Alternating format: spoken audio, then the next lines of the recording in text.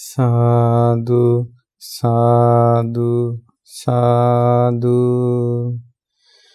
නමස්කාර වේවා බුදුරුවනට සෑමදා බුදු හිමි සරණ යමි. නමස්කාර වේවා ධම්රුවනට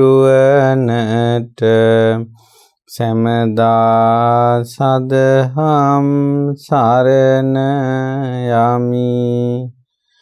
නමස්කාර වේවා සංඝරුවනට සෑමදා මහා සංඝ සරණ යමි. නමස්කාර වේවා තුනුරුවනට සෑමදා තිසරණ සරණ යමි. සාදු සාදු සාදු. අපගේ පරම පූජනීය ගුරු දේවෝත්තම කල්යාණ මිත්‍ර පින්වත් ලොකු ස්වාමීන් වහන්සේට නමස්කාර වේවා. සාදු සාදු සාදු.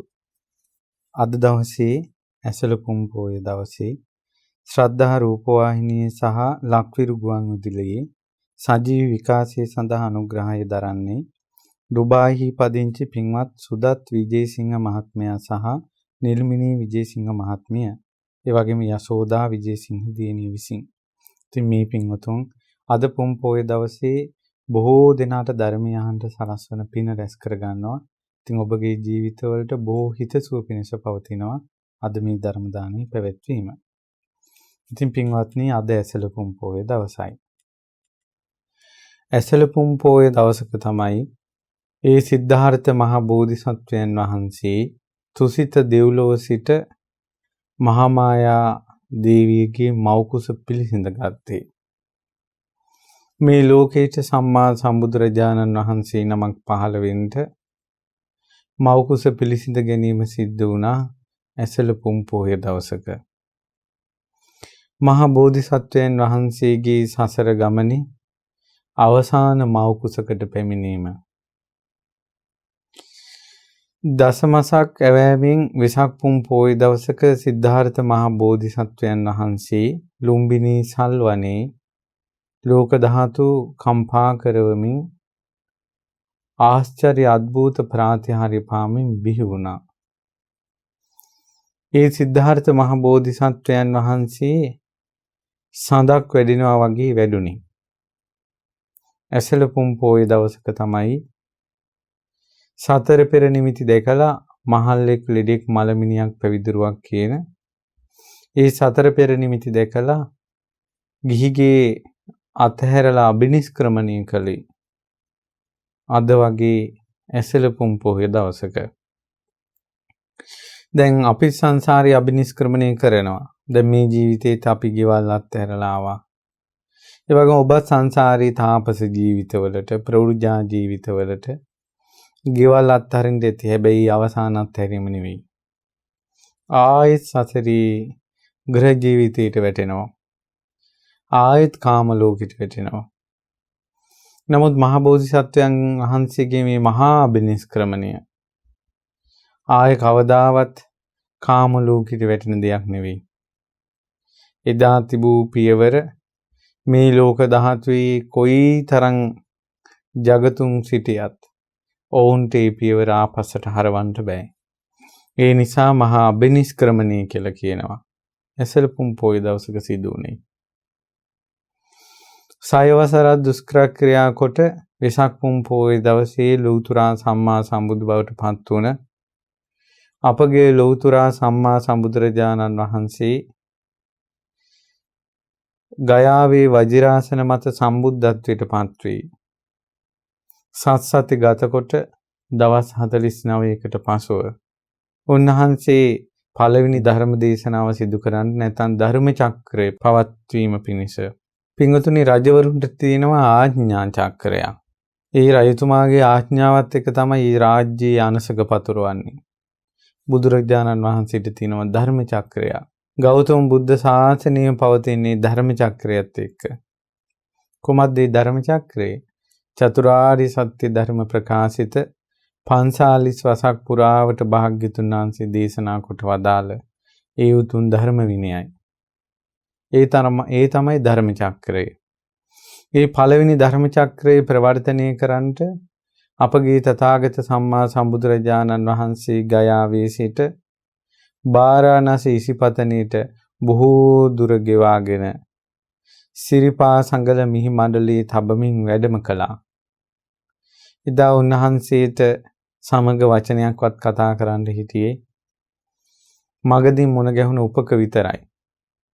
ඒ උපක ආජීවකයාත් අනන්ත ජිනකයාගෙන ඒ නවම වතුරමින් ගියා. වාරාණසියට වැඩම කරන සම්මා සම්බුදුරජාණන් වහන්සේ ලෞතුරා සම්බුදු කෙනෙක් විදිහට පිළිගන්නට කොණ්ඩඤ්ඤ වප්ප බද්දේ මහා මස්සජී කියන පස්වග භික්ෂුන් වහන්සේලා සූදානම් වුණේ නැහැ. රාජ කුලයේ නිසා ආසනයක් පනවන්නට විතරයි ඇත්තෝ කැමති වුණේ. ඒ වුණාට ලෞතුරා සම්මා සම්බුදුරජාණන් වහන්සේ ළඟට වඩින්ට ඔවුන්ට ඒ අදහසින්ට බැරි වුණා. ඒ පස්වග භික්ෂුන් වහන්සේලාගේ තාපසින් වහන්සේලාගේ අතරින් කෙනෙක් පාසිවුරු ගන්නට ගියා. කෙනෙක් පාද පීඨිකාව තිබුවා. කෙනෙක් පාදෝවන පැන්ගෙන ආවා. කෙනෙක් පාදෝවනේ කළා. කෙනෙක් ආසන පැනෙව්වා. ගෞරව බුහුමන් කළා. ඒ වෙලාවේ බුදුරජාන් වහන්සේ වදාලා පින්වත් මහණෙනි මං අමෘතය අවබෝධ කළා. ලෝකේ ධර්මය අවබෝධ කළා.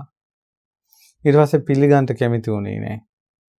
බුදුරජාණන් වහන්සේ මේ වෙලාවේ අහනවා 3 වතාවක් කියලාත් පිළිගත්තේ නැති තැන පින්වත් මහණෙනි මම මීට කලින් මං සම්මා සම්බුද්ධත්වයට පත් වුණා කියලා තියෙනවද? අනේ නෑ ස්වාමීනි කිව්වා. බලන්න අර සත්‍ය වචනයෙන්ම ලෝකෙට සම්බුද්ධත්වය බුදුරජාණන් වහන්සේ ප්‍රතිඥා දුන්නා. මා අමෘතය අවබෝධ කළා පින්වත් මහණෙනි සවන් යොමන්ට මා දේශනා කරන්න. එදා ඇසළ පුම් පොය දවසේ විශාල සඳ අහසින් ගලා. ඒ සඳ කිරණින් වාරාණසී ඉසිපතනය ආලෝකමත් වෙලා තියෙද්දී මේ මහා භද්‍ර කල්පේ ලෝකේ පහළ වුණ කකුසඳ කෝණාගමන කාශ්‍යප කියන සම්මා සම්බුදුරජාණන් වහන්සේලාද යම් තැනක ඉඳගෙන ධර්ම චක්‍රය ප්‍රවර්තනය කළාද ඒ ස්ථානයේම ගෞතම තථාගත සම්මා සම්බුදුරජාණන් වහන්සේ අසුන් ගත්තා. ඒ ගෞතම බුදුරජාණන් වහන්සේ අසුන්ගෙන පස්වග භික්ෂුන් වහන්සේලා උදෙසා ධර්මයේ දේශනා කරනවා. උන්වහන්සේ පස්වග භික්ෂුන් වහන්සේලාට වදාලා ද්වේමේ භික්ඛවේ යන්තා පබ්බජිතේන නසේවිතබ්බා. බුදුරජාණන් වහන්සේ වදාලා පැවිද්දන් විසින් නිවන සොයන කෙනා විසින් විමුක්තිය සොයන කෙනා විසින් මේ අන්ත දෙක සේවනය නොකළ යුතුයි කියලා. මොකද්ද මේ අන්ත දෙක? කාමෙහි කාමසුඛේ ඇලී ගලී වාසය කිරීමක් වේද? ඒ කාමසුඛල්ලිකාන යෝගයේ පැවිද්දා සේවනය නොකළ යුතුයි. එතකොට බුදු කෙනෙක් ලෝකෙට පහළ වෙලා ඉස්සල්ලාම දේශනා කරන බුදුබණ පදේ තමයි මේ කාමසුඛේ ඇලී සිටින්න එපා කියලා. ඊළඟට පැවිද්දා විසින් අත්කිලමතානුයෝගයත් අත්හරින්න ඕන. ඒ අන්ත දෙකට නොපැමිණ තථාගතයන් වහන්සේ මධ්‍යම ප්‍රතිපදාවෙන් තමයි දහං ඇස පහල කරගත්තේ, ඥානෙ පහල කරගත්තේ, ප්‍රඥාව විද්‍යාව ආලෝකේ පහල කරගත්තේ. කුමක්ද මේ මධ්‍යම ප්‍රතිපදාව? අය මේ වාරියෝ අට්ඨංගිකෝ මග්ගෝ මේ ආර්ය අෂ්ටාංගික මාර්ගයයි. ඒතර බලන්න චතුරාර්ය සත්‍ය ධර්මයේ දේශනා කරන්න කලින්ම බුදුරජාණන් වහන්සේ මාර්ගය දේශනා කරනවා. ඇයි? ඒ මාර්ගයෙන් තමයි දුක නම් වූ ආර්ය සත්‍ය අවබෝධ කරන්න තියෙන්නේ. ඒ මාර්ගයෙන් තමයි දුක්ඛ සමුදය ප්‍රහාණය කරන්න තියෙන්නේ. ඒ මාර්ගයෙන් තමයි දුක්ඛ නිරෝධය සාක්ෂාත් කරන්න තියෙන්නේ. ඒ මාර්ගයෙන් තමයි මාර්ගය අවබෝධ කරගෙන ප්‍රගුණ කරගන්නත් තියෙන්නේ. ඒ නිසා චතුරාර්ය සත්‍ය ධර්මය දේශනා කරන්න කලින්ම බුදුරජාණන් වහන්සේ මාර්ගාර්ය සත්‍යම දේශනා කළා. ඉන් අනතුරු බුදුරජාණන් වහන්සේ චතුරාර්ය සත්‍ය ධර්මය දේශනා කළා. ඒ චතුරාර්ය සත්‍ය ධර්මය දේශනා කරන්නට ආරම්භ වීම තමයි ධර්ම චක්‍රය ප්‍රවර්තනය කළා කියලා කියන්නේ. ඒ ප්‍රවර්තනය කරපු ධර්ම චක්‍රය අද දක්වාම මේ ගෞතම බුදු සසුන ලෙස ධර්ම චක්‍රේ කැරකෙමින් පවතිනවා. යම් තැනක චතුරාර්ය සත්‍ය ධර්මය ඇහෙනවද? යම් තැනක රාග ද්වේෂ මෝහ දුරු කිරීම පිණිස ධර්මයක් ඇහෙනවද? ආන්න එතන කැරකින්නේ ධර්ම චක්‍රයයි.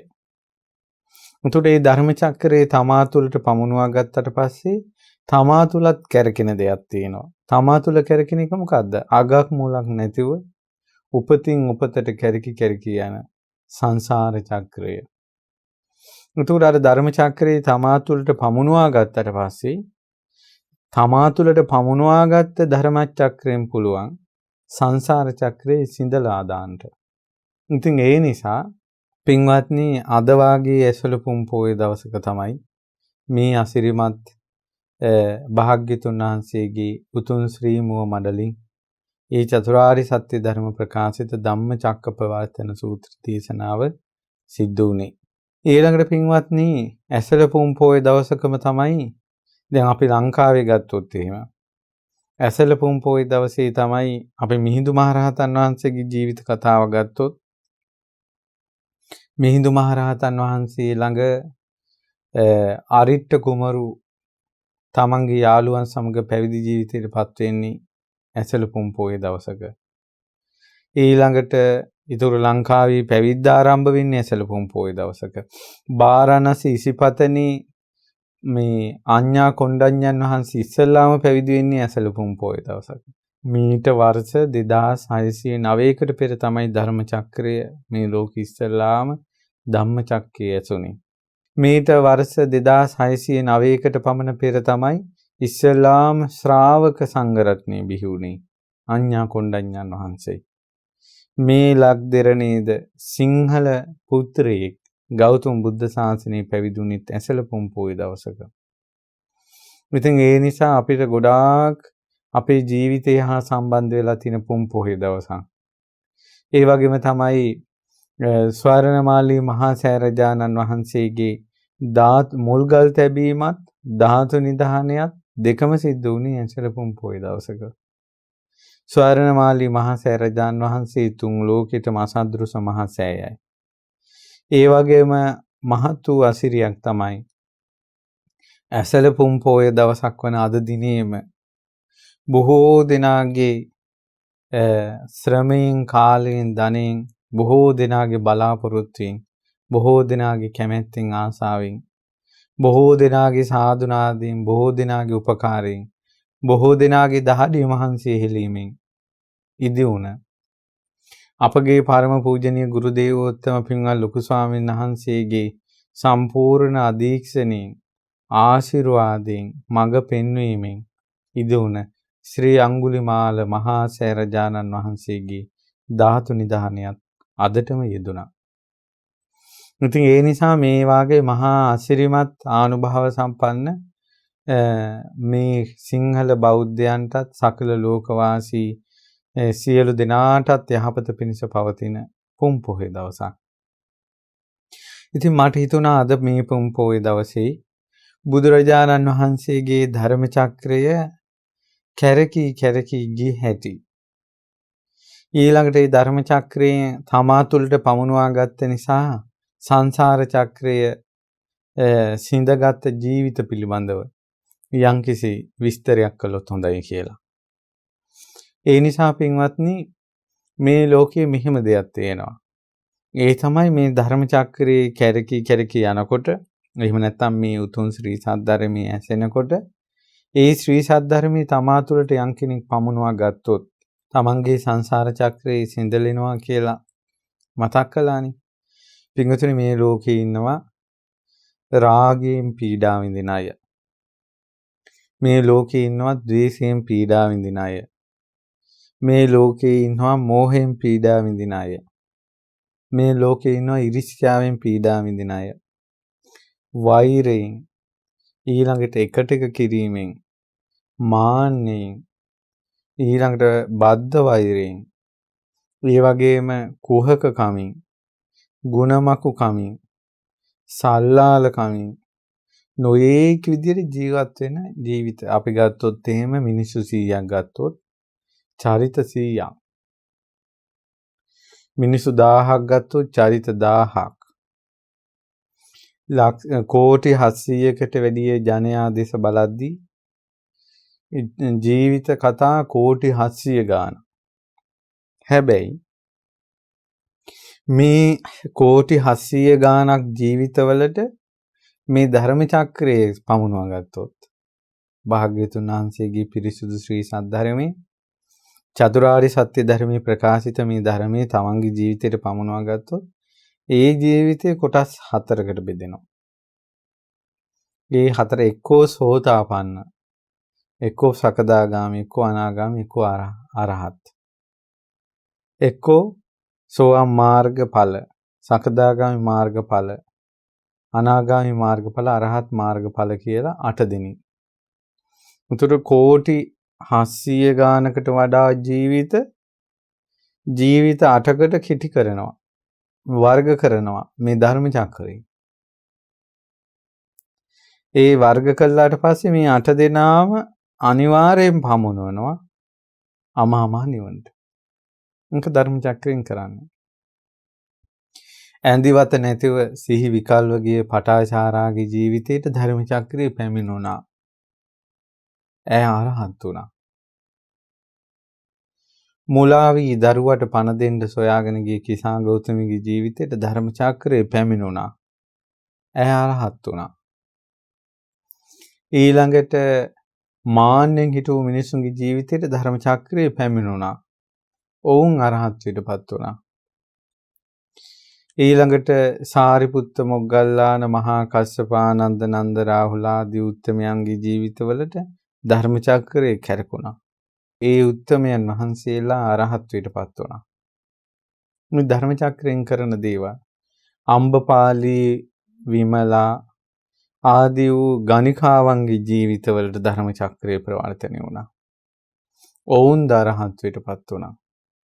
සොරුන්ගේ ජීවිතවලට ධර්ම චක්‍රය ප්‍රවර්තනය වුණා. ඔවුන්ද මඟපල් ලැබුවා. සුමන සාමණේරයන් සෝපාකාදී පණ්ඩිත සාමණේරයන් ආදී අවුරුදු 7 දබ්බමල්ල පුත්ත තෙරුන් වහන්සේ අවුරුදු 7ේදී කටේ කිරිසුවඳ ගිහිල්ලා නැති වයසේ ජීවිතවලට ධර්ම චක්‍රය ප්‍රවර්තනය වුණා.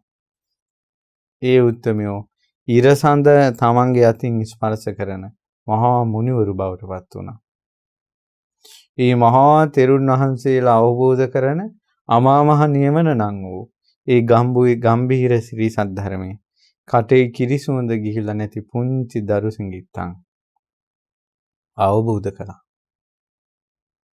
ආශ්චර්යයක් මේ ධර්ම චක්‍රය. ආශ්චර්යයක් මේ ශ්‍රී සද්ධර්මය. ඉතින් ඒ නිසා අද අඟුලිමාල මහා සෑයේ ධාතු නිධානයේද සිද්ධ වෙන නිසා අඟුලිමාලයන්ගේ ජීවිතයට ධර්ම චක්‍රයේ ප්‍රවර්තනය වුණ කතාවයි මේ කියන්නේ. අඟුලිමාලයන්ගේ ජීවිතයටත් ධර්ම චක්‍රයේ ප්‍රවර්තනය වුණා. ප්‍රවර්තනය වුණාට පස්සේ ඔහුගේ අතේ තිබ්බ කඩුව සුණු විසුණු වුණා. හිතේ තිබ්බ ක්‍රෝධය සුණු විසුණු වුණා. ඔහුද ඉපදෙමින් මැරෙමින් යන සංසාර ගමන නැමැති සංසාර චක්‍රයේ මේ හදවතේ කරකවා කැරකී තියෙද්දී ඒ තුලට පැමුණු ධර්ම චක්‍රය නිසා අඟුලිමාලයන්ගේ සංසාර චක්‍රය සිඳුණා.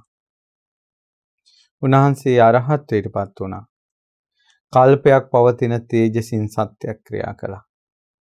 ඒ ආනුභාවයට අහස සිඹින පළඟු පර්වතයක් වගේ මහා ස්තූපයක් අඩි 100 ගානකට අධිකව ඉදි වුණා. ඉතින් මේ ඔක්කොම ධර්මයේ නිසා, මේ ඔක්කොම බුදු කෙනෙක්ගේ ශ්‍රී සද්ධර්මයේ නිසා, සම්මා සම්බුදුරජාණන් වහන්සේ නමක් ලෝකෙට පහළ වෙච්ච නිසා. ඉතින් මේ අඟුලිමාලයන්ගේ ජීවිතය ඔබ දන්නවා සවැත් නුවර එක්තරා බමුණු ගෙදරක ඉපදෙද්දී ඒ සැවැත් නුවර මායුධ දිලිසුණා. මහා වරුස හටගත්තා. අකාල මේඝ, අකාල සුළි කොණාටු හටගත්තා. ඉතින් ඒ විදිහට මේ ලෝකෙට දැනෙන්න ඉපදිච්ච කෙනෙක් අංගුලිමාල. නම අහිංසක. ගුරුවරයාට තමන්ට ඉරිසියා ශිෂ්‍යයන් විසින් කියපු ගතු කේලන් නිසා තමයි ගුරුවරයාගේ හිත බිඳුනේ. තමන් මුල් වෙලා ගුරුවරයාගේ හිත බිඳලා නැහැ. සසරේවත් ඒව කරලා නැහැ. සසරේවත් හිතාමතා ගුරුවරයෙක්ගේ හිතක් රිද්දවපු නැති කෙනෙකුට පවා තවක් කෙනෙක් ගතු කියලා ගුරුවරයාගේ හිත විනාශ කෙරෙව්වා. මේකට කියන නම තමයි සසර. මේක සංසාරයේ ස්වභාවය. මුහුණ දෙන්න ඕන මේ ජීවිතේට. මුහුණ දෙන්න වෙනවා අපිට මේ සංසාරෙට. ඊට පස්සේ පින්වත්නි, ඊට පස්සේ තමයි කඩුවක් අමෝරාගත්ත මහා සොරෙක් වුණේ. හදවතේ තිත් ගතියක් නැහැ. අර අහිංසක නමින් හිටපු කුමාරයා, කවදාවත් මව්ගේ හිත රිද්දලා නැති කුමාරයා, ඊළඟට සතෙකුට සිව්පාවකෙකුට හිංසාවක් කළා නැති කුමාරයා, කඩුවක් අමෝරාගත්ත මහා දාමරික මිනිමරු සොරෙක් වුණා. එකම ජීවිතයක චරිත දෙකක්. එකම ජීවිතයක චරිත දෙකක්. ඊට පස්සේ ඔහොම සැඩ පහරි සංසාර නැමැති චක්‍රය වේගින් කැරකි සැඩ පහරේ ගහගෙන යද්දි තමයි ලෝතුරා සම්මා සම්බුදුරජාණන් වහන්සේව මුණ ගැහුණේ. බුදුරජාණන් වහන්සේ මුණ ගැහුණාට පස්සේ බුදුරජාණන් වහන්සේගේ ශ්‍රී සද්ධර්මයේ යුතුම් බණපද ඉදිරියේ අඟුලිමාලයන් දමනය වුණා. කඩු දුනු ඊතල වීසි කළා. භාග්‍යවතුන් වහන්සේගේ සිරිපා කමල් ළඟ වැඳ වැටුණා. පැවිද්ද ඉල්ලා සිටියා. ධර්ම චක්‍රයේම ජීවිතයට පමුණවා ගත්තා. දුක නම් වූ ආර්ය සත්‍ය අවබෝධ කරන්ට, සමුදය නම් වූ ආර්ය සත්‍ය අවබෝධ කරන්ට, නිරෝධය නම් වූ ආර්ය සත්‍ය අවබෝධ කරන්ට, මාර්ගය නම් වූ ආර්ය සත්‍ය අවබෝධ කරන්ට අප්‍රමාදී වුණා.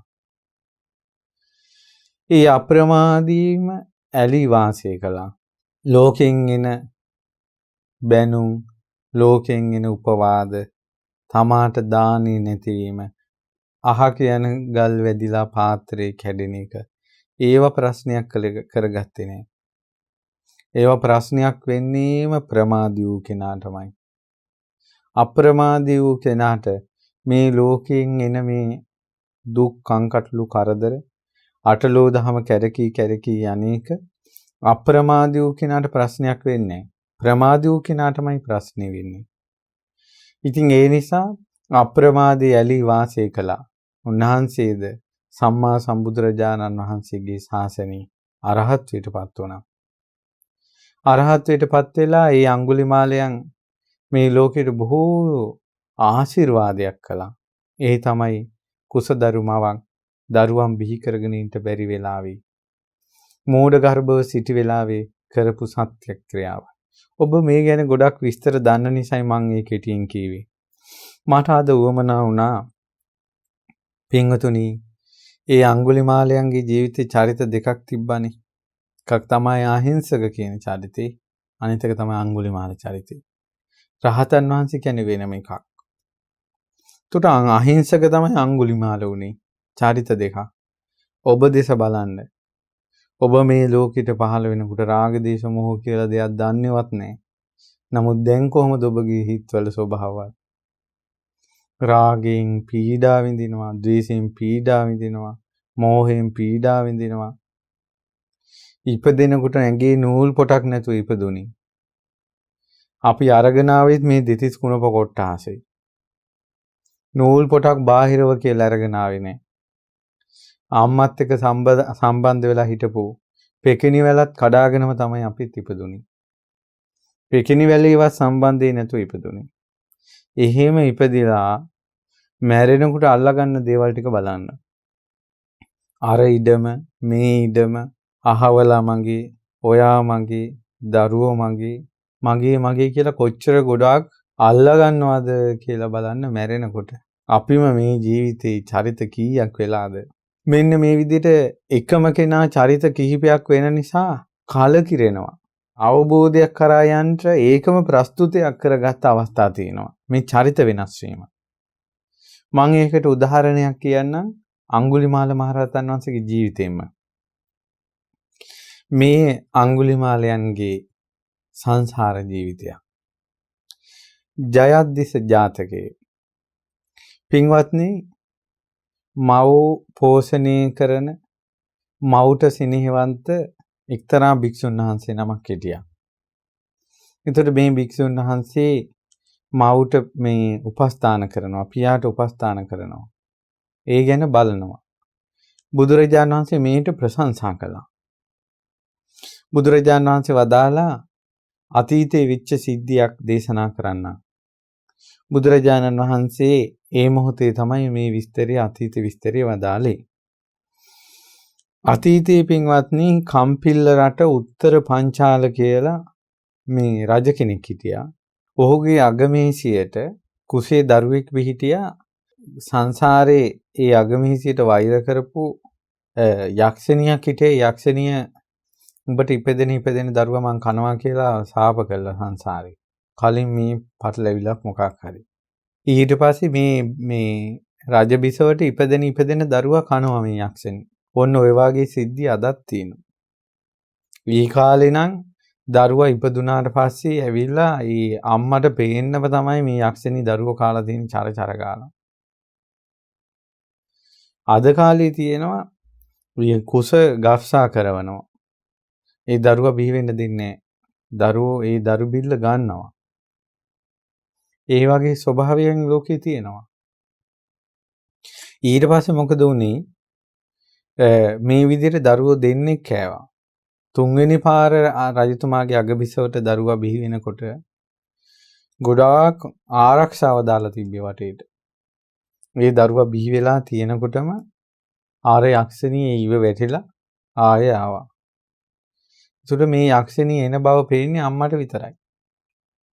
ඊට පස්සේ අම්මා අර යක්ෂණී දැකලා මේ කෑ ගැහුවා අන්න අර යක්ෂණී එනවා කියලා. ආපු ගමම යක්ෂණී දරුවා ගත්තා, දැහැ ගත්තා. දැහැ ගන්නකොටම අර අම්මගේ වචනේ මෙන්න මෙතනයි මේ යක්ෂණී ඉන්නේ කියලා කෑ ගහනකොට අර ආයුධ අරන් සේනාව වට කළා.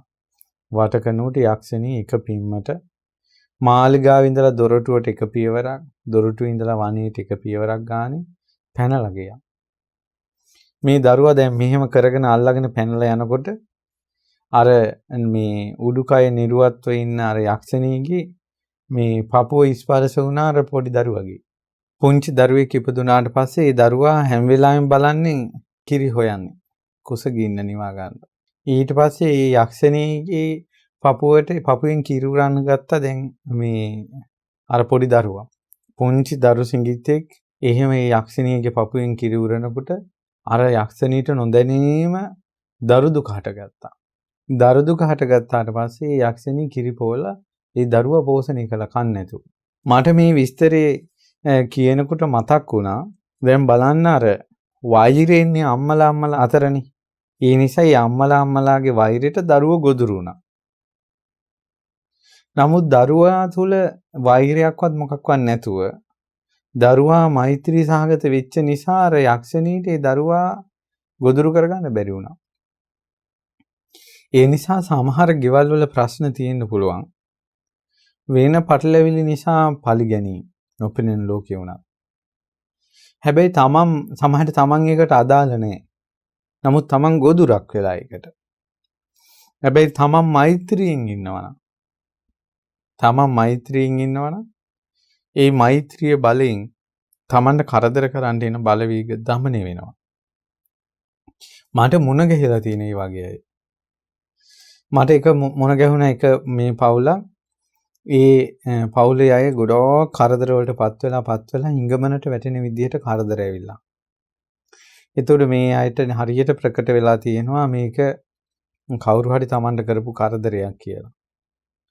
ඊට පස්සේ අවසානයේ මෙයාලා ගෙදර කණ්ඩ බොණ්ඩවත් නැති වෙලා තියෙන කාලේ ආරංචි වෙලා ගමේ පන්සලේ ධර්මශාලාව හදනවා, ධර්මශාලාවේ වහලේ ගහනවා කියලා. ඒකේ බාල්කවලට තමන්ගේ ගෙදර තිබ්බ ගහක් පූජා කළා.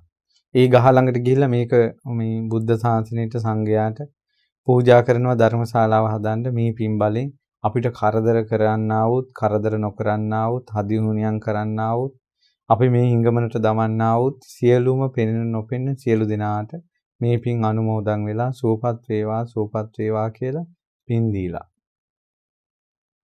එදාම ඒ කරදර කරන අමනුෂ්‍යය ඒ වින බන්ධනයට අහුවෙච්ච අමනුෂ්‍යය ඇඟට ඇවිල්ලා මම මේ මගේ හිතේ තරහ නැති වුණා. නමුත් මම බන්ධනයකට අහු වෙලා තියෙන නිසා උඹලා ළඟින් මට යන්න බෑ. හැබැයි උඹලා පාරට වැටිච්ච එකෙන් ගොඩ එන්න මං ක්‍රමයක් කියන්නම් කියලා. අද ඉඳලා උඹලා සාත්‍තර කියන්න පටන් ගනිනවා මං සාත්‍තර කියන්නම් කියලා. ඒ දේවාලයක් දාගෙන ජීවත් වෙන්න ගත්තා. ඊට පස්සේ යා ධර්මයේ කියවලා අර අමනුෂ්‍ය දිෂ්ටි ඇඟට එන වෙලාවේ එයාට ධර්මයේ කියනවා මේ බන්ධනවල ස්වභාව මෙහෙම නේද සංසාරේ යන්න වෙනව නේද ඊළඟට ඊටුට යක්ෂයා කියලා ඒක නම් ඇත්ත මම මේ බන්ධනීට අහු වුණේ දොළ පිදේනියක තියෙන පිදේනියේ තියෙන කෑමක් ලෙව කාපු එකට තමයි මම මේ පිදේනිය හදලා ඒ අය මතුරුපු එකට මං අහු වුණේ උඹලා මං ලවා සාත්‍තර කියවනවා කියන නිසා උඹලා මගෙන් වැඩ ගන්න නිසා අනිවාර්යෙන් උඹලත් මට ණය වෙලා මං ළඟට උඹලටත් එන්න වෙනවා. ඒ නිසා මේක තීරුම් ගනින්න කියලා යමනුෂ්‍යයම කියලා. හැබැයි මේ විස්තර ඔක්කොම කියලා තියෙන්නේ අර මෛත්‍රිය පැතිරීමත් එක්කමයි. ඊට පස්සේ ඒ සාත්‍තර කියන එක නතර කළා. ඒ මිනිස්සුන්ට බනහන්නම යොමු කළා. ඊට පස්සේ බන්ධනේ ඇඟින් අයින් වෙන විදිහට ඔක්කොම හරි ගසලා ඒ ඔක්කොම වෙලා තියෙන මෛත්‍රිය නිසා. ඊට පස්සේ දැන් මේ පින්වතුන් අහිංසකව ධර්මයේ පුරුදු කරගෙන ඉන්නවා කියලා ඒ පිරිස කොහේ ඉන්නවද කියලා අපි දන්නේ නැහැ. ওই විස්තරයක් කියවි. එතකොට ওই වගේ විස්තර තියෙනවා. මෛත්‍රියෙන් තමයි මේක විසඳ ගන්න තියෙන්නේ. ඉතින් පින්වත්නි මේ අමනුෂ්‍ය දැන් අර දරුවෝ කන යක්ෂණියත් අර පුංචි දරුවාගේ හිතේ වෛරය නැති නිසා ඒ යක්ෂණියට දරු සෙනෙහස උපදුණා. ඊට පස්සේ දැන් අර මහා වනේ ගල් වෙනක අර දරුවා තියාගෙන පෝෂණය කරනවා. තමන් මිනිමස් කනවා ඒ මිනිමස්ම දරුවටත් කවනවා.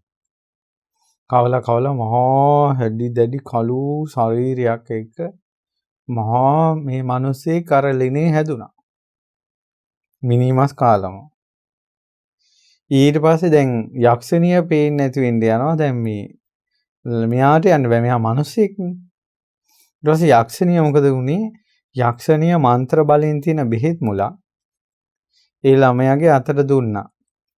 පුත්‍රය උඹට දැන් මිනිමස් කාලා උඹ කොයි යනකොට යන මේක අල්ලලා මෙහෙම හිටපන් ඒතර උඹට නොපෙනී යන්න පුළුවන් කියලා. ඔහොම දැන් මිනිමස් කකා දැන් ඉන්නවර යක්ෂණියයි මේ පෝරිසාදයයි.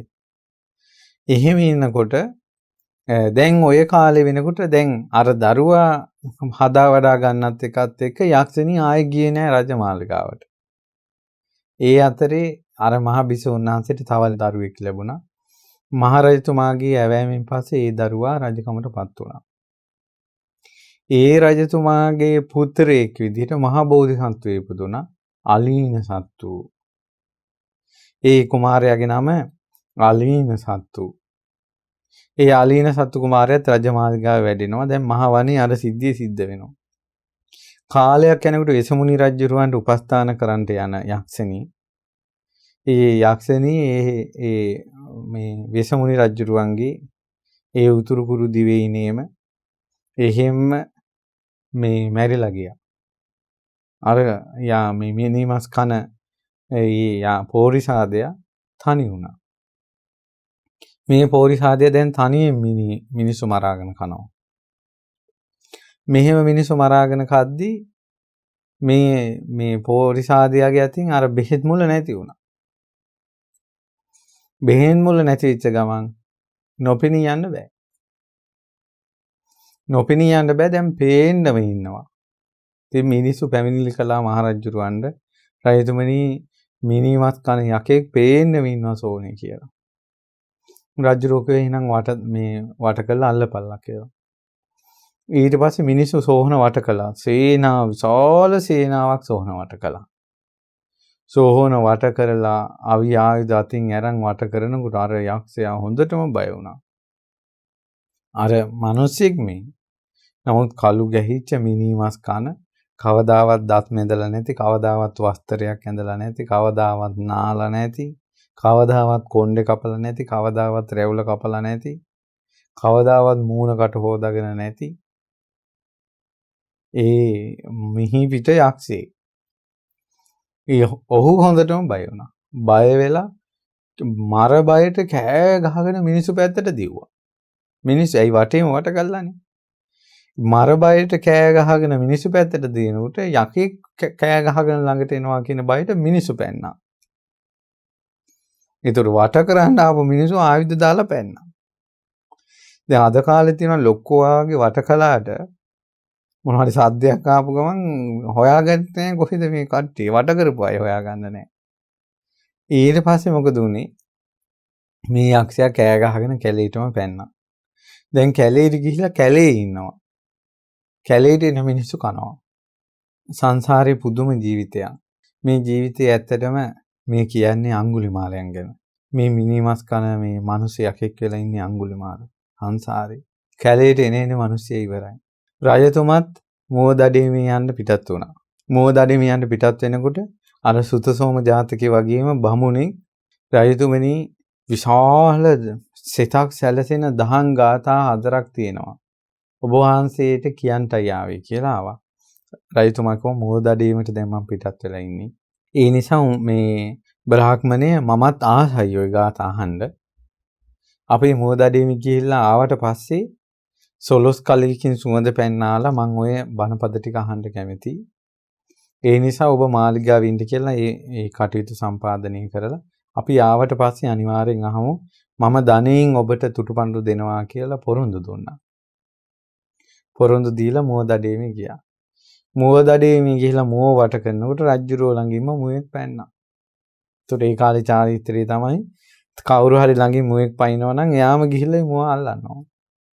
රජතුමා ඈත වනයේට මුවා පිටිපස්සේ ගිහිල්ලා යොදුන් 3ක් කිලෝමීටර් 30ක් දුවලා තිනවා රජුරෝ. දුවලා අර මුවා දිබෑ කළා කරේ තියාගෙන එනකොට විශාල නුග ගහක් තියෙනවා.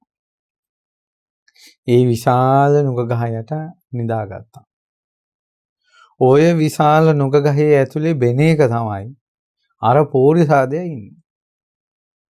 මේ පෝරිසාදයා ඔය කැලේ යන මිනිස්සු ටිකක් මරා ගන්න ගිහිල්ලා එතන සේනාව වැඩි වෙලා ඒ පෝරිසාදයා පැනලා දුවද්දි කකුල තුවාල වෙලා දවස් 7ක් කන්න නැතුව ඔය ගහේ බෙනේ හිටියා.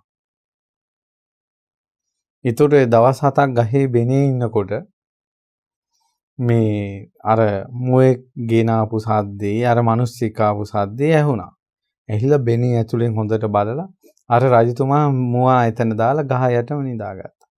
නිදාගත්තට පස්සේ අර පෝරිසාදයා ඒ ගහෙන් ඇතුලෙන් මතුවුණා. මතුවෙලා රජතුමා ඉස්සරහ ඉඳගෙන හක ගා hina වුණා. මම හිතන විදිහට රජතුමාගේ බය හිතා ගන්න බෑ. දැන් මේ ජාතක කතාවේ තියෙනවා ඇවිද ගන්න බැරි වුණා කියනවා. රජතුමාගේ සියලු ඇඟේ මස් තද වුණා කියනවා. දැන් අපේ මස් සුමුදු නිසානේ අතපය මේ හරවන්න කියන්න පුළුවන්. මස් තද වුණා. දැන් බලන්න කෙන්ඩ පෙල්ලුණාට පස්සේ මොනවත් කරගන්න බෑනේ.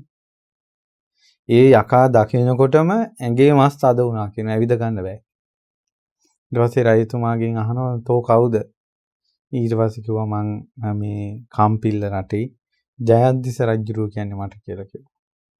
ඊට පස්සේ කිව්වා මේ හරියට ආපු එකෙක් මගේ ගොදුරක්. මං දවස් 7ක් දැන් කන්න නැතුව ඉන්නේ. මට තෝ හම්බෙච්ච එක හොඳයි.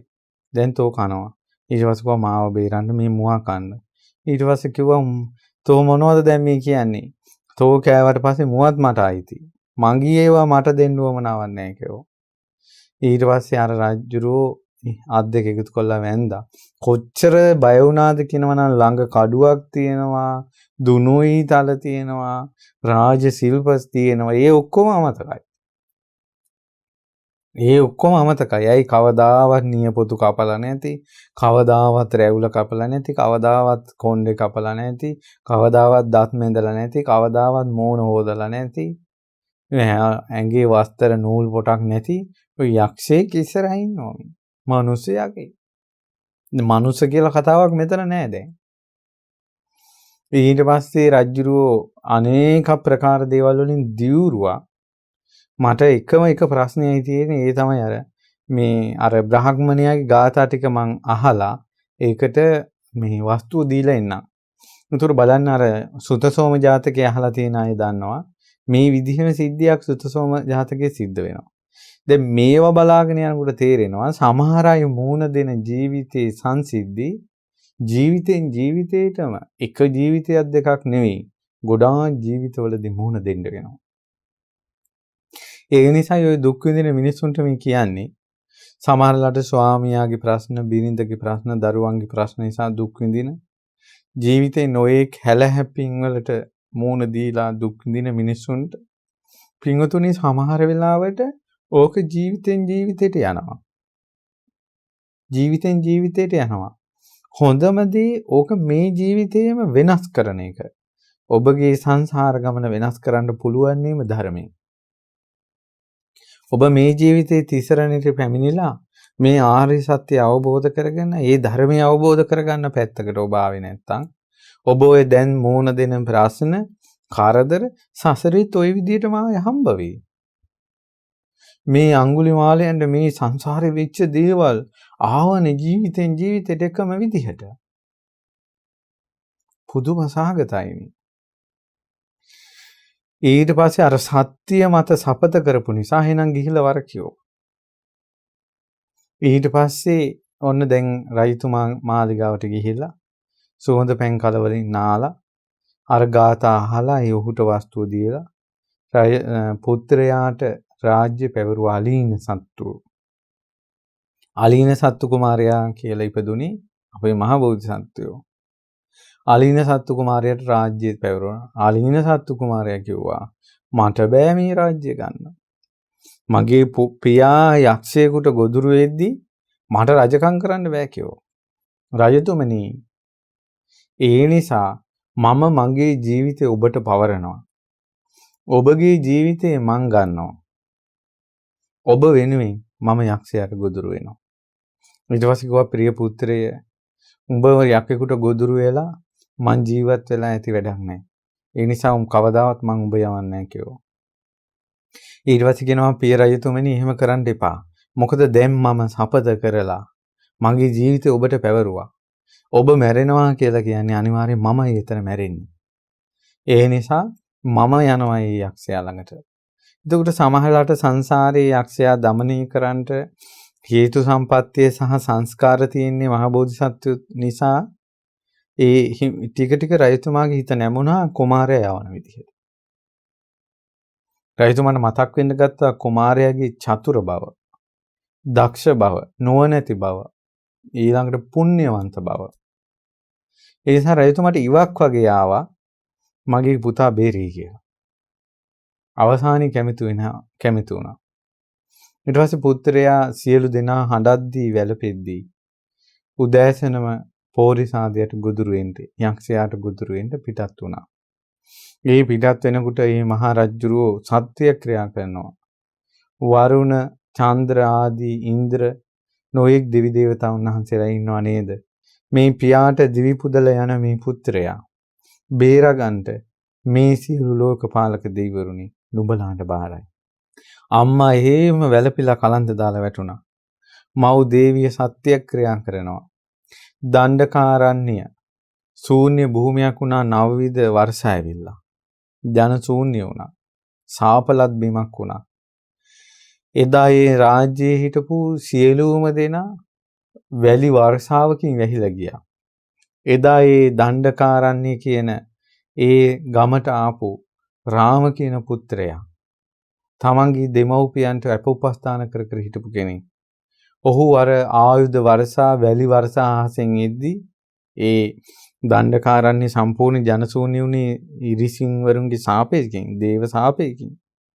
එදා අහසින් අර ආයුධ වැටෙද්දි වැලි වැටෙද්දි තමන් දෙමව්පියන්ට උපස්ථාන කරන කෙනෙක් කියලා සිහි කරනකොටම දෙව්වරු ඔහු එතනින් අතුරුදහන් කළා බාරණසි තමන්ගේ දෙමව්පියන්ගේ ගෙවල් වල තිබ්බා. ඒකට ඒ දණ්ඩකාරාන්නේ හිටපු ජනතාවගෙන් බේරුණේ එකම එක කෙනයි. එයා දෙමව්පියන්ට උපස්ථාන කරපු කෙනෙක්. මේක ලෝකේ ප්‍රසිද්ධයි. ඒ මෑණියෝ කියනවා ඒ දෙමව්පියන්ට උපස්ථාන කරපු රාම කියන පුත්‍රයා දණ්ඩකාරාන්නේ ජනශූන්‍ය වෙද්දි බේරුණේ යන්සේද. ඒකාන්තේ මාගේ පුත්‍රය. උඹ දෙමව්පියන්ගේ හිත රිදවපු කෙනෙක් නෙවෙයි. නුඹද බේරේවා. තමන්ගේ නැගණිය ඉන්නවා. නැගණිය සත්‍යක්‍රියා කළා.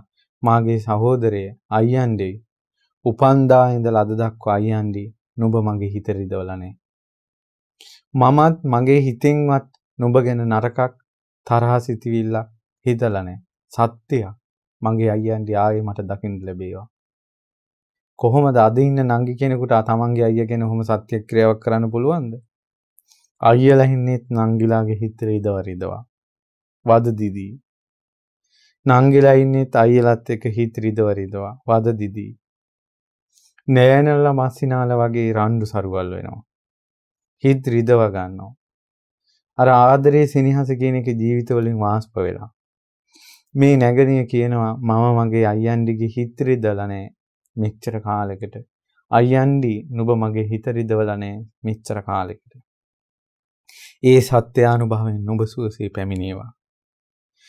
ඔහුගේ බිරිඳ අලීන සත්තු කුමාරයාගේ බිරිඳ කියනවා මා යම් දවසක ඔබ සමග විවාහ වුණ ඉදා ඉඳලා අද දක්වා වෙන පිරිමියෙක් ගැන මං හිතලා නැහැ. පතිවෘතාවෙන් යුක්තයි. මේ යසෝදරා. ඒ පතිවෘතාවේ සත්‍යයි සත්‍යානුභවයෙන් මාගේ ස්වාමියා සුවසේ පැමිණේවා කියලා. ඉතින් අර අලීන සත්තු කුමාරයා මහවණේට යනකොට ඒ නුගරුක්ෂේ කරා පැමිණෙනකොට දැන් අර පෝරිහාදයා කල්පනා කළා කොහොම ඊද දන්නේ නැහැ කියලා මහා ගහේ මුදුනේ නොපෙනෙන්න හිටියා මේ ගස් බෙනේක. අර කුමාරයා තනියෙන් පැමිණෙනවා දැකලා පුදුම හිතුණා. ඊට පස්සේ ගහෙන් පැනලා පිටිපස්සේ කුමාරයා එන පැත්තට තියලා හක හක ගගා hina වී හිටියා. ඊට පස්සේ කිව්වා මං මහරජුරුවන්ගේ පුත්‍රයා. ජීවිතේ හුවමාරු කළා තාත්තා වෙනුවෙන් පුතා ආවා කියලා කිව්වා. ඊට පස්සේ කිව්වා මම දැනගත්තා කිව්වා තොගේ මෝනයි ඒකාගේ මෝනයි දෙකම එකයි. ඒ නිසා තෝ පුතා තමයි කිව්වා. හැබැයි උඹ දුෂ්කර දෙයක් කළා කිව්වා.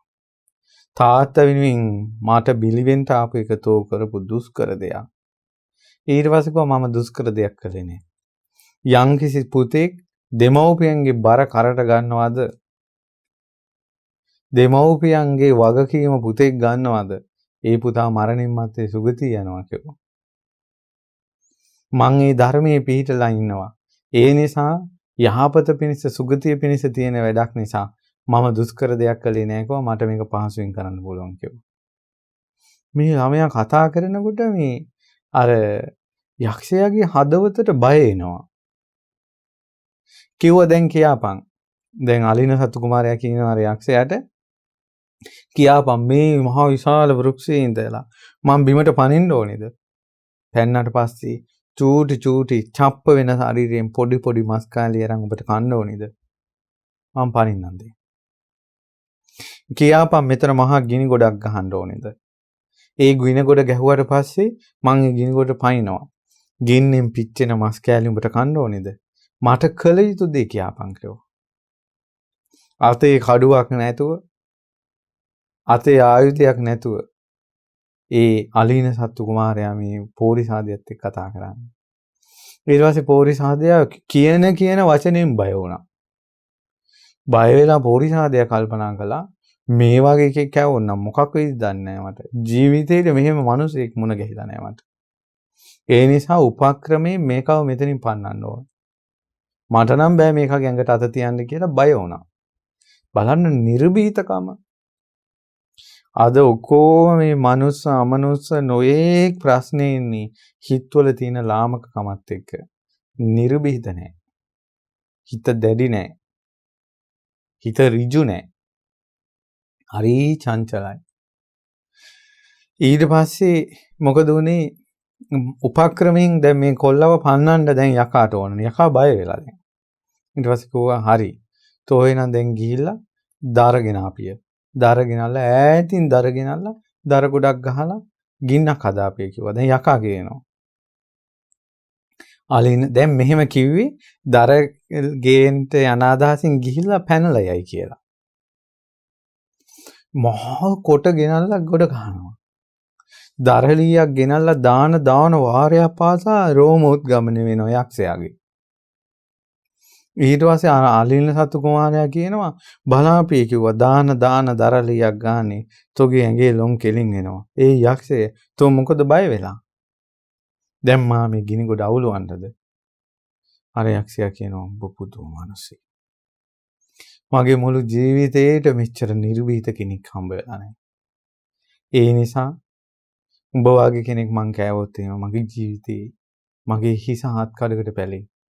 කුමාරේ මං නුඹට කියන්නේ නුඹ ආයේ රාජ්‍යයට ඵලයක්. රාජ්‍යයට ගිහලා දෙමව්පියෝ සතුටු කරවපන්. රාහුගේ මිදී යන සඳක් වගේ ඔබ මිදී ඵලයක්. ඊට පස්සේ කිව්වා හරි මම යන්නම්.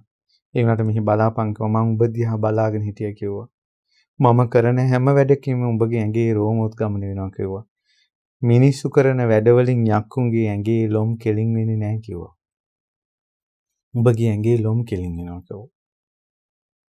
යක්ෂයන්ගේ ඇස් ගොඩාක් රතු පාටයි කිව්වා. උඹගේ ඇස් මිනිස් ඇස් කිව්වා. බලාපන්කෝ උඹ ඉන්න තැනට ඉරාවුව වැටෙනවා. උඹගේ හේවණැල්ල වැටෙනවා කිව්වා. යක්ෂයන්ගේ ශරීරයට ඉරාවුව වැටුණාට පස්සේ හේවණැල්ල බිමට වැටෙන්නේ නැහැ කිව්වා. ඒකාන්තයෙන් උඹ යක්ෂයෙක් නෙමෙයි කිව්වා. උඹ මිනිස්සෙක්. අර යක්ෂයා කියනවා නෑ මම මිනිස්සෙක් නෙමෙයි මං යකෙක්. ඊට පස්සේ කිව්වා මම සිහි කරනවා. මම අහලා තිනවා අපේ පරම්පරාවේ අපේ තාත්තගේ පරම්පරාවේ තාත්තගේ වැඩිමහල් සහෝදරයෝ දෙන්නෙක් යක්කු කෑවා. තාත්තට වැඩිමහල් ඊළඟ සහෝදරයා යක්ෂණියක් විසින් අරන් ගිහිල්ලා පෝෂණය කළා කැලේ කියලා අපි පරම්පරාවෙන් අහලා තිනවා කිව්වා. ඒකාන්තයෙන් උඹ තමයි ඒ කෙනා. මගේ තාත්තගේ වැඩිමහල් සහෝදරයා කිව්වා. කිව්වා මට ඔය කතා කියන්නේ ඒ කතාවලට එයා ගොඩක් බය වුණා. එපා ඔය කතාව මාත් එක්ක කියන්න එපා. ඔය සත්‍ය නෙමෙයි. නෑ මේකමයි සත්‍ය කිව්වා. ඊට පස්සේ කිව්වා උඹ විශ්වාස කරන කවුරු හරි ඉන්නවද? මම කියන එක විශ්වාස කරන්නේ නැත්නම් විශ්වාස කරන කෙනෙක්. ඊට පස්සේ කිව්වා මම මිනිස්සු කෑවට ආන්නර පර්වතේ ඉන්නවා කිව්වා මහා තාපසීන් වහන්සේ නම ආකාශයෙන් යන්නේ. ඒ තාපසීන් වහන්සේ ඉන්න පැත්තටවත් මං යන්නේ නැහැ. මම මිනිමස් කෑවට ඔහු ළඟට කිට්ටුන්නේ නැහැ. ආයෙ නයි තාපසයා ළඟට යන් කිව්වා. දැන් අර පෝරිසාදියයි අලින සත්තු කුමාරයයි තාපසයා ළඟට යනකොට තාපසීන් වහන්සේ අපේ සාරිපුත්තයන් වහන්සේ. තාපසීන් වහන්සේ කියනවා බාප්පයි පුතයි දෙන්න කොහෙද යන්නේ කියලා හෙව්වා. එනකොටම කිව්වා බාප්පයි පුතයි දෙන්න කොහෙද යන්නේ කියලා හෙව්වා. එතකොටම දෙන්න මුහුණ බලාගත්තා. තාපසීන් වහන්සේ විච්ච සිද්ධිය ඔක්කොම කිව්වා. උඹ මිනිස්සෙක් කියලා. කලකිරුණා. එකම ජීවිතයේ මිනිස්සෙක් විදියට ඉපදිලා යකෙක් විදියට ජීවත් වෙන්න උනා. චී කියලා හිතුණා. ඒ වෙලාවෙම දන ගැහුවා තාපසීන් වහන්සේ ළඟ. මාවත් පැවිදි කරව ගන්න කිව්වා. අලිනේ සත්තු කුමාරයා කිව්වා මේ ඔබ එන්න අපේ රාජ්‍යයට. මම පියාට කියලා කුලයෙන් උරුම රාජකමේ ඔබව පිහිටාන්නම් කිව්වා. නෑ මට එකම ජීවිතයක චරිත දෙකක් විදියට ජීවත් වීම මගේ හිත ගොඩාක් පාරවනවා. ඒ නිසා මට මේ සසරෙන් නිදහස් වෙන්න ඕන. මේ දුකෙන් නිදහස් වෙන්න ඕන කියලා පැවිදුණා. එතකොට සංසාරේවත් අඟුලිමාල කාමයට පෙරේත නැහැ. ඒ වගේම තමයි සත්‍ය වැටහෙනකොට ඒ අසත්‍ය පිළිකුල් කරනවා. කෙලෙස් පිළිකුල් කරනවා. සසරේ පුරුදු වෙච්ච දේවල්. අලින සත්තු කුමාරයා රාජ්‍යයට යනකොට මිනිස්සු ඔල්ලුවට සම්දෝනා. ඊට පස්සේ පියාට සියලු විස්තර කියලා චතුරංගනී සේනාව සමග පැමිණිලා ඇඟිලි බැඳගෙන යාඥා කළා කුලයෙන් සම්මත රජකමට එන්න කියලා. ඒ රජකමට ආවේ නැහැ. තාපස ජීවිතය ගත කළා. ඒ යක්ෂයා මරණින් මත්තේ සුගතිය කරා ගියා. ජීවිතේ වෙනස් කරගත්තා. එතකොට මට කියන්න උවමනා වුණේ මේ බලන්න දැන් අපි තුල ඔය ජයද්දිස ජාතකයේ අඟුලිමාල තමයි පෞරිසාදයා වෙලා ඉපදිලා හිටියේ. පැවිදි වුණේම චරිත දෙකක් නිසා. මේ ධර්ම දේශනාව පටන් ගන්නකොටම මම ඔබට කිව්වා අපේ චරිත බලන්න. ඉස්පිරිතාලේ ඉපදුනේ. දැන් ඉස්පිරිතාලේ අප්පිරියයි. ඉපදුනේ ඉස්පිරිතාලේ. මල මුද්‍රා ගොඩේ ඉපදුනේ. දැන් මුත්‍රා ගඳත් අප්පිරියයි. බඩවැල් කඩාගෙන ඉපදුනේ. අම්මගේ කිරි ටිකෙන් යැපුණේ. අම්මාට තුරුළු උනේ. දුක කියාගෙන අම්මා ගාවට ගියේ. පුංචි කාලේ ඉඳලා මට මොනවද කිව්වොත් අම්මට කියනවා තාත්තට කියනවා කියලා ලං උනේ. වාස්තේ කාලයක් යනවා අම්මා තාත්තා පෙන්නන්න බෑ. චරිත දෙකක්. චරිත දෙකක්. කෝ කලකිරෙනවද සසරට? කලකිරෙනවද සසරට? ඉපදෙනුට රාගී කියලා දෙයක් දන්නේ. අන් අය අපි වැළඳ ගන්නවා. අන් අය අපිව සිඹිනවා. අන් අය අපිව හුරතල් කරනවා. අන් අය අපිව සිනහසින් අපිව ස්පර්ශ කරනවා. නෑ රාගයක් උපදින්නේ. දැන් පුංචි ස්පර්ශයෙන් රාගය උපදිනවා. පුංචි බැල්මෙන් රාගය උපදිනවා. කොහොමද චරිත වෙනස් වෙච්ච හැටි? තරහ වෛරය කියන එක අපි දන්නේ අපිට කිරි ටිකක් තිබ්බොත් අපිට එච්චරයි අපිට ඕනේ අපේ අම්මා අපිට පේන්න හිටියොත් තාත්තා පේන්න හිටියොත් ඒක අපිට ප්‍රමාණවත්. අපේ හිතවල තරහ හිතියාගෙන ඉපදිච්ච අය නෙමෙයි. නමුත් දැන් හිතවල තරහකාරයෝ කොච්චර ඉන්නවද? අම්මගේ කුසෙන් ඉපදෙනකොට අම්මා තාත්තවත් අඳුරගන්න බැරි විදිහට ඉපදුනේ. හිතේ කවුරුවත්ම නැහැ. නමුත් දැන් හිතේ චරිත කීයක් සක්වලම් කරනවද කියලා බලන්න. අපේ ජීවිත කොච්චර වෙනස් වුණාද? ඊර්ෂ්‍යාව, මාන්නය, උඩඟුකම මොකවත් නැතුව ඉපදුනේ. ඒ කියන්නේ ඒව ප්‍රකට නැහැ. නමුත් දැන් කොහොමද හිතවල? තමන්ට කියලා බින් අඟලක් නැතුව ඉස්පිරිතාලේ ලෙඩ ඇඳේ අපි ඉපදුණා. නමුත් දැන් ආවට පස්සේ අක්කර මෙච්චරයි. අක්කර මෙච්චරයි. ගෙවල් මෙච්චරයි. ඉඩකඩම් මෙච්චරයි. ධනෙ මෙච්චරයි. බැංකු පොත් මෙච්චරයි. දැන් කොහොමද අපි වැටවල් ගහගත්ත හැටි? අපේ ජීවිතම වෙනස් වුණා. මොකාක්වත් නැතුව ඇවිල්ලා ගොඩාක් දේවල් බදා ගන්නවා. දැන් ගොඩාක් පැවිද්දන්ටත් වෙනවා එහෙම. ඔක්කොම පංචකාම සම්පත්තිය අත්හැරලා මහාන වෙනවා. මහාන වෙලා කවුරු හරි දායකයෙක් ෆෝන් එකක් හරි මොකක් හරි එකක් දුන්න ගමන් අච්චර දේවල් අත්හැරලා ඇවිල්ලා මේකට අහු වෙලා යනවා. මිනිසුන්ටත් එහෙමයි. මේ වෙච්ච දේවල් මේවා ගැන කලකිරෙන්නේ නැහැ ලෝක සත්වයා. අඟුලිමාලයන් නම් කලකිරුණා. ඒ නිසා ඒ සංසාරේ සත්පුරුෂ වචනේට দমনය වෙච්ච එක, කලකිරිච්ච එක ඒකම මේ ජීවිතේට. පුංචි අහිංසක අම්මාගේ තුරුලේ හිටපු අම්මාගේ ලඳ බොළඳ වචනෙන් සැනසුණ අහිංසක විදුලි කොටන හඬට බය වෙලා අම්මාව වැළඳගත් අහිංසක රැයට රැහැයියන් කෑ ගහන ඊළඟට බස්සන් කෑ ගහන හඬට අම්මව තුරුළු කරගෙන අයියෙන් බදාගත් අහිංසක තමයි අර මහා කැලේ මහා දරුණු සොරෙක් වුණේ. දරුණු සොරෙක් වුණේ. ආයේ වේවුලන අතින් මලක් නෙලාගත් අහිංසක තමයි කඩුවක් අතට අරගෙන ඇඟිලි සෙව්වේ. ඒ නිසා පොරවන වස්ත්‍රයත් අම්මා මේ වස්ත්‍රේ බරයි කියලා කියපු අහිංසක තමයි ඇඟිලි 999ක මාලයක් කරට දාගත්තේ. ඉතින් ඒ නිසා අත පෑරිලා පුංචි ලේ ටිකටත් අහක බලාගෙන අඬපු අහිංසක තමයි මුළු ඇඟටම විසි වෙලා යන විදිහට කඩු පහරින් මිනිසුන්ගේ බෙලි කපමින් ඇඟිලි කපාගත්තේ. චරිත දෙකක්. බුදුරජාණන් වහන්සේ නවතින්ට අඟුලිමාල කියලා දහම්පදයේ දේශනා කළාද?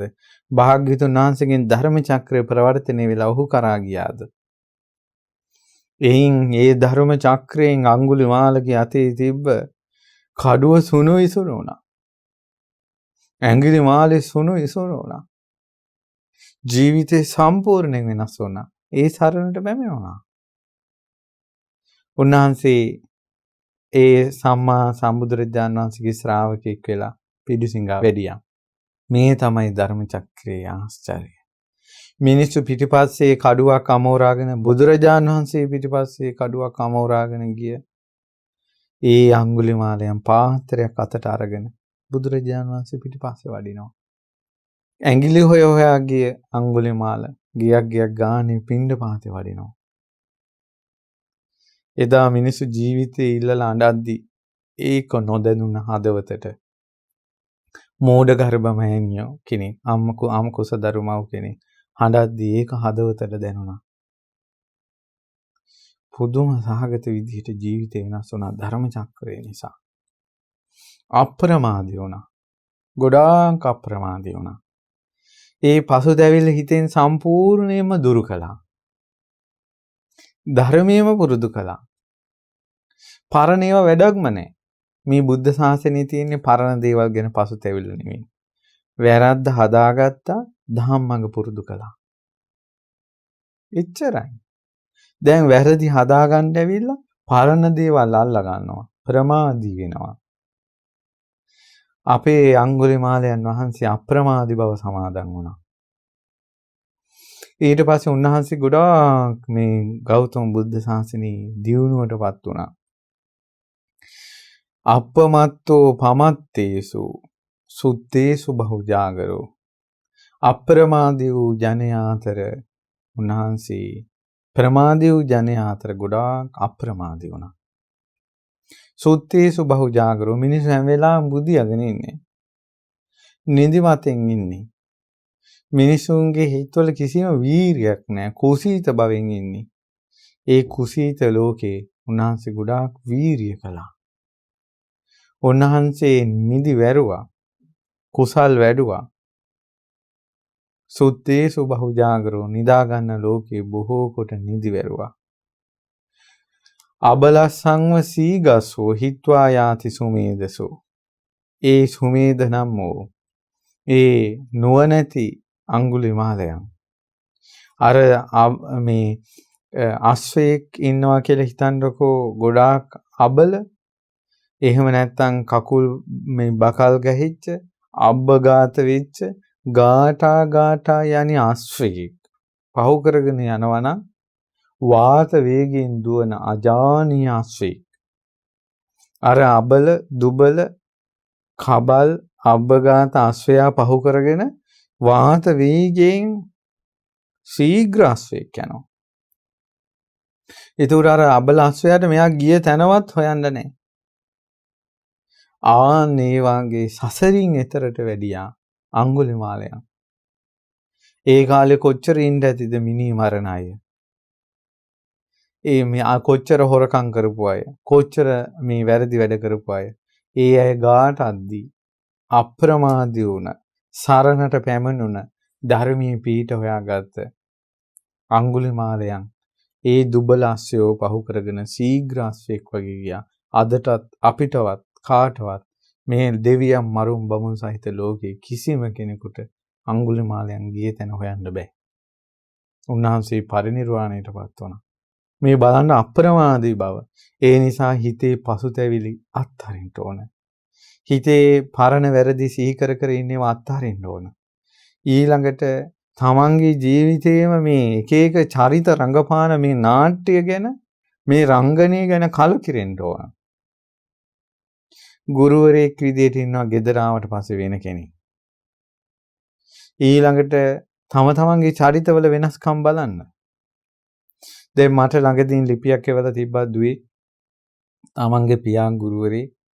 ඉතින් පියා ඉස්කෝලේ ඉඳලා ආපු ගමම්ම කරන්නේ තියෙන දෙයක් කාලා බීලා කාමරේට යනවා කාමරේ දොර වහගෙන. ඊට පස්සේ මේ දුව දවසක් ජනෙල්ලේ ඇරිලා තියෙනවා දැකලා හිමීට ගිහිල්ලා ජනෙල්ලේ ඇරලා බලලා. බලනකොට අර ෆෝන් එකක් තියන ෆෝන් එකකින් අර ජරාව බල ඉන්නවා. එතකොට අර මේ කාමයට අහුන මේ ළමයි ෆෝන් එකක් බලා යම් විදිහට පෙරේත වෙනවද? ඒ වුන්ට උගන්වන ගුරුවරු ඒ වගේ ෆෝන් එකක් බලාගෙන පෙරේත වෙනවද? ඔවුන් අතර මොකද්ද තියෙන වෙනස?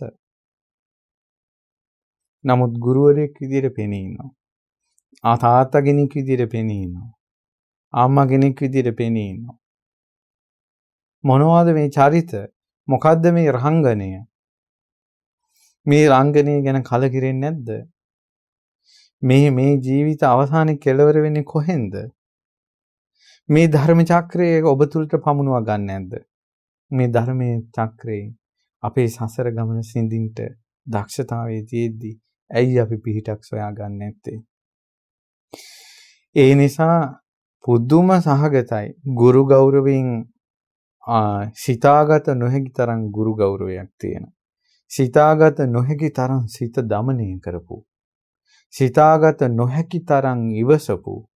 සිතාගත නොහැකි තරම් කරුණාවකින් යුතු ඒ අඟුලිමාල මහරහතන් වහන්සේගේ ශ්‍රී නාමයට තමයි ශ්‍රී අඟුලිමාල මහා සෑරජානන් වහන්සේ දුන්නේ.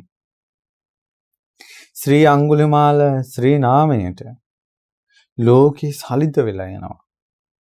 යක්ෂයන්ගේ, අමනුෂ්‍යයන්ගේ, දෙවියන්ගේ ලෝක සලිත වෙලා යනවා මේ අඟුලිමාල නාමයට. ඒ ශ්‍රී නාමයට තමයි අඟුලිමාල මහා සෑරජානන් වහන්සේ අඩි 100 ගණනකට වැඩියෙන් ඉදිවුනේ. පලිඟු බබුලක් වගේ, කෛලාස කූටයක් වගේ රංකොත සහිතව ඒ සෑරජානන් වහන්සේ බබලනවා. ඇසලපුම් පොහොය දවසක් වන අද දවසේ ඒ අඟුලිමාල මහරහතන් වහන්සේගේ ශ්‍රී දේහේ උතුම් ධාතුන් වහන්සේලා විශාල ප්‍රමාණයක් ඒ ධාතු ගර්භයේ තැන්පත් වෙනවා. බොහෝ දෙනාට සිත සැලසෙනවා. බොහෝ දෙනාට සිත සැලසෙනවා.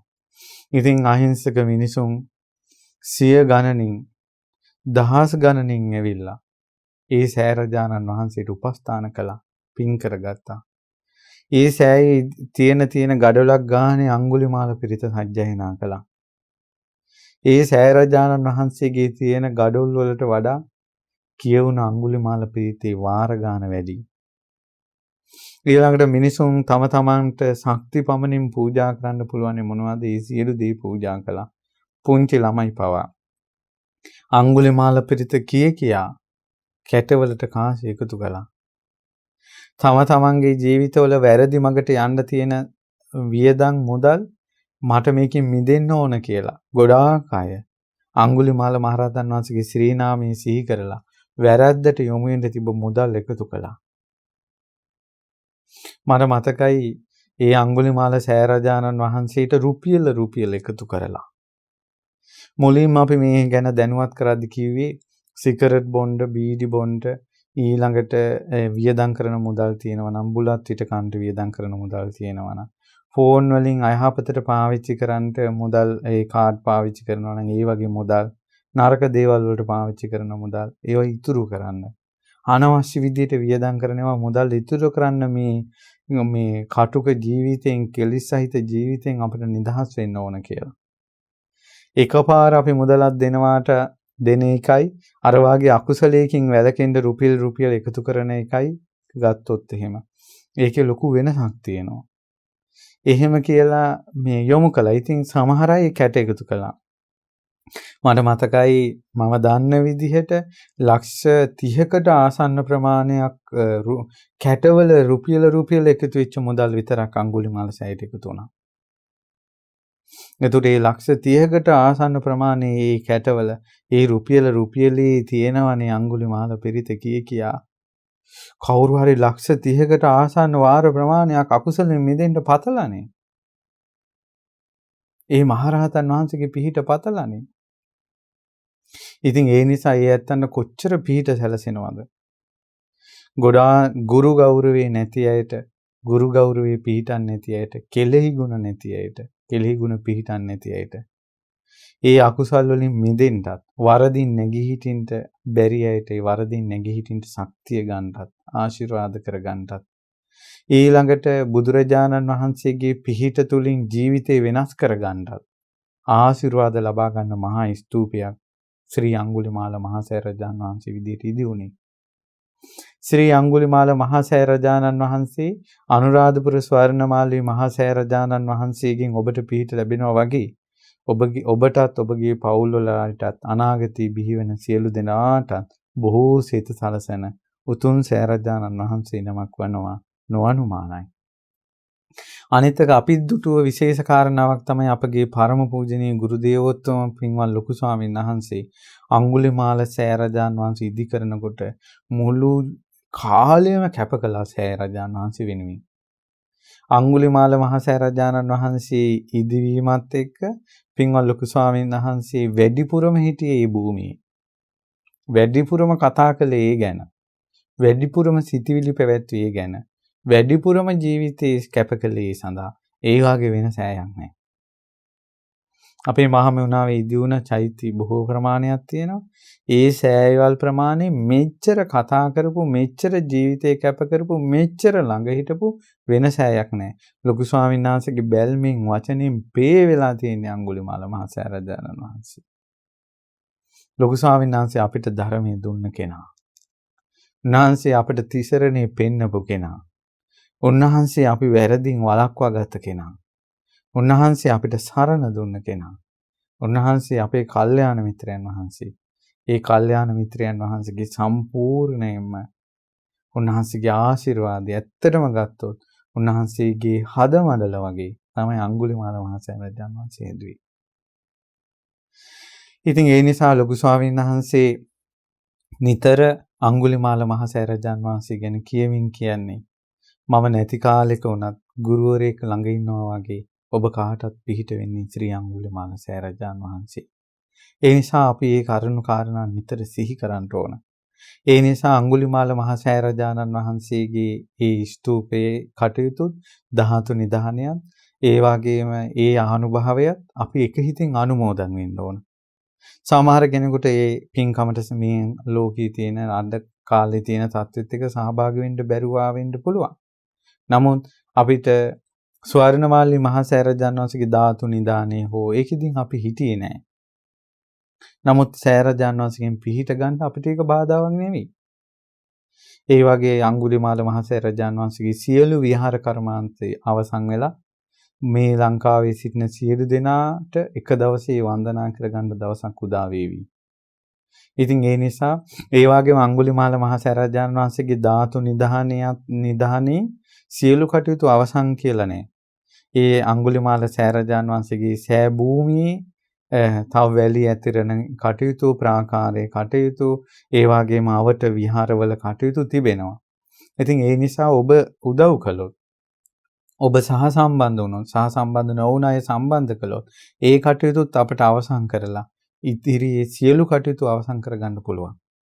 ඉතින් අඟුලිමාල මහ සෑරජාණන් වහන්සේගේ භූමියේ අවුවෙන් වැස්සෙන් පීඩා නොවෙන්න සෑරජාණන් වහන්සේගේ භූමියේ වෙනම සෙවන මණ්ඩපයක් ඉදි කරලා තියෙනවා. තුන් තේවාව කිරීම පිණිස වෙනම හේවිසි මණ්ඩප ඉදි කරලා තිබෙනවා. ඒ වගේම කිරිහාර පූජා ආදී පූජා පවත්වන්න සහ දානමාන වලට පැමිණෙන පින්වතුන්ට වෙනම පූජා මණ්ඩප තියෙනවා. ඒ අයට නවතින්න තැන් හදනවා. ඒ වගේම සියලු වැසිකිලි කැසිකිලි පහසුකම් සහිතව විහෙර විහාර අංගයන්ගෙන් සුශෝභිත මහා විහාරයක් ශ්‍රී අඟුලිමාල මහ සෑරජාණන් වහන්සේගේ උතුම් සෑරජාණන් වහන්සේ කේන්ද්‍ර කරගෙන හැදෙන්නේ. බුදුරජාණන් වහන්සේගේ ශ්‍රී සරුවඥ ධාතුන් වහන්සේලා ඒ අඟුලිමාල මහ සෑරජාණන් වහන්සේගේ මුදුනේ සතරස් කොටුවේ මේ වෙනකොට තැන්පත් වෙලා අවසන්. ඒ සෑරජාණන් වහන්සේගේ ගර්භයේ අඟුලිමාල මහරහතන් වහන්සේගේ ධාතුන් වහන්සේලා විශාල ප්‍රමාණයක් මේ තැන්පත් වෙන්නේ ඇසළ පොහොය දවසේ. ඉතින් පින්වතුනි, ඒ නිසා ඔබ අනුමෝදන් වෙන්න, ඔබ වැඳ පුදා ගන්න. ඒ නිසා මෙතෙක් ශ්‍රම දාන වලට පැමිණිලා ගොඩක් පින් කරගත්තා ඉන්නවා. ඒ නිසා ඔබ ඉක්මනට පැමිණිලා සෑරජාණන් වහන්සේ වැඳගෙන ඔබ මෙතෙක් කරගත්ත පිනේ ආශිර්වාදය ලබන්න ඕන. ඒ වගේම පුළුවන් අය ඊතුරු කටයුතු අවසන් කර ගැනීමට ඔබට ශක්ති පමණින් උපකාර කරන්න ඕන. අපි සියලු දෙනාට ඒ ගෞතම බුද්ධ ශාසනයේ මහා යුගයක් වුණ ලංකාවේ අනුරාධපුර යුගයේ දුටුගැමුණු මහරජතුමා මහා සෑයක් හදලා බොහෝ දිනාට සිත සැලසුවා වගේ මෑත යුගයේ තථාගත ශ්‍රී සද්ධර්මයේ මේ ලක් දෙරණේ බබළුවා. ඒ දුටුගැමුණු රජුරෝ මහා සෑයක් හැදුවා වගේ තමයි අද කාලේ මේ අඟුලිමාල සෑය හදන්නේ බොහෝ දිනාට හිතසුව පිණිස. කරුණාවෙන්මයි, මෛත්‍රියෙන්මයි අනාගතේ දරුවන් නැති අම්මලාට බොහෝ සිත සැලසෙන තැනක් වේවි. අමනුෂ්‍ය දුක් කරදර පීඩා වලින් මේ දුක් විඳින අයට සැනසෙලි දායක තැනක් වේවි. අඩුපාඩු වලින් නැගී හිටින්න බැරිව ඉන්න අයට ගුරුහරුකම් වලින් ආශිර්වාද ලැබෙන තැනක් බවට පත් වේවි. හිතේ තියෙන පීඩා දුක්ඛම් කටළු කියාගන්න බැරුව හිතෙන් විඳවන අයට සිහිල් පවන් පොදක් හමාගෙන යන වාගේ සොඳුරු තැනක් බවට අඟුලිමාල සෑයපත් වේවි. ඒ නිසා අපගේ පරම පූජනීය ගුරු දෙවිඳුන්ගේ පූර්ණ ආශිර්වාදයෙන් රැකවරණයෙන් සහ ඒ ලොකු ස්වාමීන් වහන්සේගේ අනාගතයේ පිළිබඳව තියෙන ආරක්ෂිත වැඩපිළිවෙලක් විදිහට ගෞතම බුද්ධ ශාසනයේ එක්තරා සම්දිස්ථානයක් විදිහට ශ්‍රී අඟුලිමාල සෑරජානන් වහන්සේ ඉදි වෙන්නේ. ඒ නිසා බොහෝ දෙනාට හිතසුව පිණිස පවතින ලෙස ඉදිවන ශ්‍රී අඟුලිමාල මහා සෑරජානන් වහන්සේගේ අනුහසින් ඔබ සියලු දෙනාට සෙත් වේවා කියලා එකසිතින් ආශිර්වාද කරනවා. ඒ වගේම ශ්‍රී අඟුලිමාල මහා සෑරජානන් වහන්සේ නමක් බිහි වුණේ අඟුලිමාල මහරහතන් වහන්සේ කියලා රහතන් වහන්සේ නමක් බිහි වෙච්ච නිසා.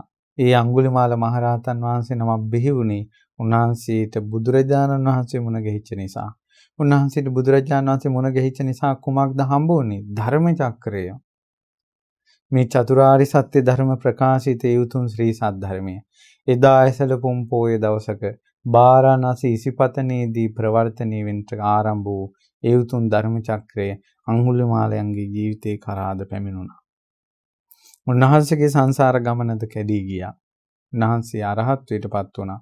කල්පයක් පවතින තේජසින් යුතු අපගේ ආර්ය වූ අඟුලිමාල මහරහතන් වහන්සේගේ ශ්‍රී නාමයට ඒ උතුම් ආනුභාවයට ඒ උතුම් තේජසට ඒ තේජසින් යුක්තව ඒ තේජස අනුභවයේ සම්පින්දණය කරලාසේ ඒ සෑදූ ශ්‍රී අඟුලිමාල මහා සෑරජාන් වහන්සේගේ අනුහසින් නැවත නැවතත් ඔබට සිත ප්‍රාර්ථනා කරනවා.